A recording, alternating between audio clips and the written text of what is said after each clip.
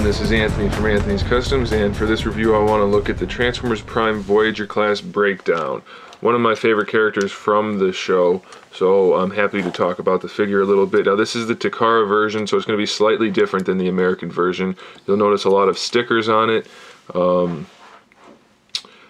This isn't my figure. I didn't put the stickers on, so I can't speak to whether or not they're high quality or not. I know they're shiny and reflective, so that's cool. As far as being sticky though, I don't know. I didn't mention that too much on the other figures that were from Takara, but these are not mine. I'm borrowing them from a friend to do the reviews. But as far as I know, they look cool, but I don't know about the quality. But it is a nice addition, definitely, to have some extra accent pieces on the figure where paint applications would not normally be. It's nice to have a sticker on there to make it look cool. Okay, so moving on to the figure.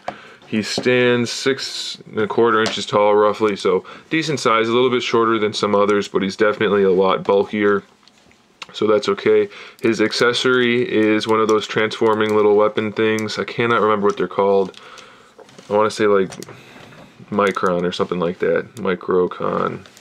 I don't know, but here's his. It's the hammer that he's known for. I'm pretty sure it turns into like a rhino.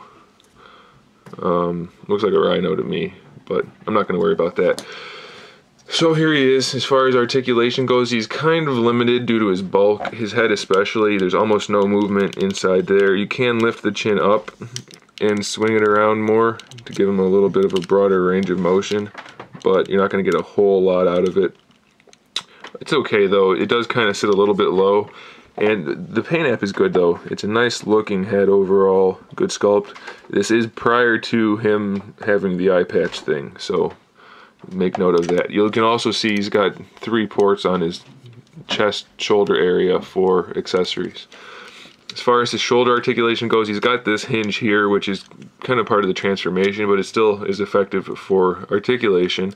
It also has, well, that's on a ball joint, so that moves on its own, but he also has a shoulder swivel in there, and of course it rotates that way too. So there's that. Then there's a bicep swivel like that, and about a 90-degree elbow hinge. Not quite 90, but pretty good range, so that's alright. Again, he is really bulky. His hands, pretty much no articulation really, so not much to say there. It's not the best design because he's got this, basically the door there and then the windshield there, so it's kind of hiding the hand. This part not so much, but this is for sure from the side. But he's got decent enough pre-sculpted hands, no articulation, but they look okay. He does have an ab crunch there, or not an ab crunch, a waist twist, so that's nice to have on a Transformer. Full range of motion in the hips, standard ball joint, thigh swivels built in, so that's good. And he's got basically a 90-degree knee hinge. Now his legs are pretty ugly overall. You've got this huge fender piece here that you can't really do much with. It's going to be there. It's going to be in the way and ugly no matter what. And the wheel's sticking out, so it's not the best. Limited articulation also, but the feet do have some articulation. You can bring them forward and back.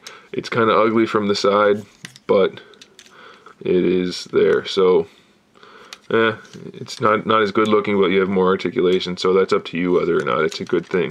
So he's okay for a display piece for sure. He's definitely gonna look okay next to the other figures, and he looks like who he's supposed to look like, so it's not really a bad figure. It's just he's kind of clunky for the Prime figures. Most of them have pretty decent articulation, but due to his size it's just a little bit limited, but it's okay. So there's the robot mode. Let me get him transformed into vehicle mode, and we'll talk about that. Okay, so we have him transformed into vehicle mode, and I have to say, I think it's pretty impressive. Bulkhead, it's similar to Bulkhead in that they're both really blocky figures, so there's a lot of kind of big, inconvenient panels you have to get into place, and lots of big parts that kind of get in the way. But overall, the transformation's pretty solid. It's a little kibbly across the bottom here, in between the wheels.